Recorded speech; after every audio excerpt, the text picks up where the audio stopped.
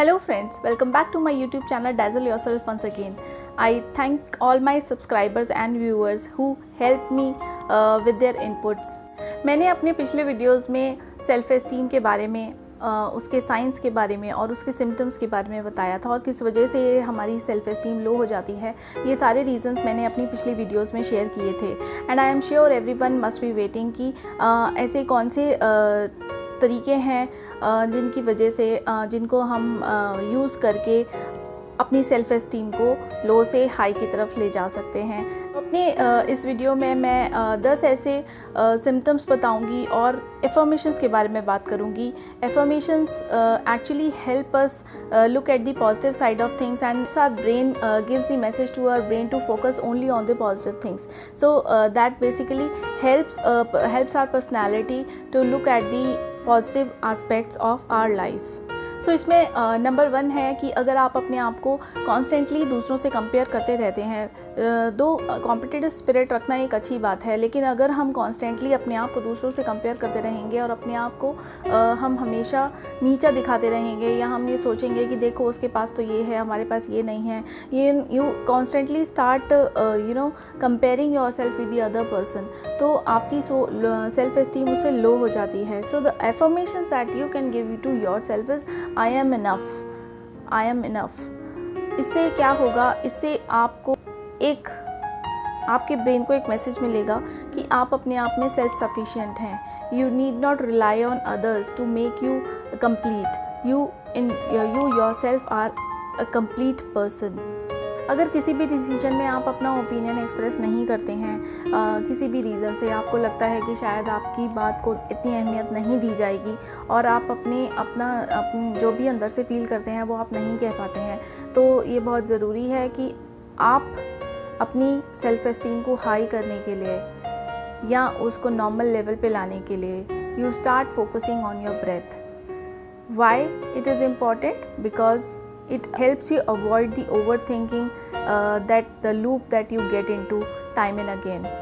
अपनी बात को एक्सप्रेस कर पाना भी बहुत ज़रूरी होता है। जब हम अपनी बात को एक्सप्रेस नहीं कर पाते तो हम अंदर से बहुत फ्रस्ट्रेशन होती है। जब इतने में वो पूरा डिस्कशन निकल चुका होता है, डिसीजन ले लिया जाता है and you keep beating your self up inside कि मैंने अगर शायद वो बोल दिया होता तो ये हो जाता, अगर वो उस टाइम पे मैंने एक्सप्रेस कर दिया होता तो शायद उसका रिज़ल्ट कुछ और होता। अगर आप कंस्ट्रक्टिव क्रिटिसिज्म को भी पर्सनली लेते हैं, that means that is a sign of low self esteem. सामने वाले की इंटेंट ये हो सकती है कि आपको वो उस चीज़ में इम्प्रूव करते हुए देखना चाहता हो, बट अगर हमें कोई इस तरह से बोलता है तो हमें फ़र्स्ट ऑफ ऑल अच्छा नहीं लगता और हम एकदम से रिएक्ट करने लग जाते हैं। तो अगर आपके साथ ऐसा होता है तो आप you can try the technique of counting till 5 before responding or reacting to the other person. Reacting is anyway bad, responding is good. So focus on responding instead of reacting to what the other person has to say. कई बार ऐसा होता है कि हम किसी को compliments देते हैं, लेकिन instead of saying thank you, the person says, oh come on, it's not a big deal. यार ये तो ठीक है, it's okay. So thank you लेना उनके लिए बहुत डिफ़िकल्ट सा प्रोसेस होता है। So taking the compliments, taking genuine compliments. I am not saying that there are people, who keeps coming to you, and say that you are looking so good today. And if the person every day says the same thing, you will feel that the person is not giving genuine compliments. However, if somebody is giving you genuine compliments, then accept those genuine compliments. If you find a difficulty in that means that there is something wrong. So what you should say instead, or what you affirm to yourself is, I have many good qualities in myself.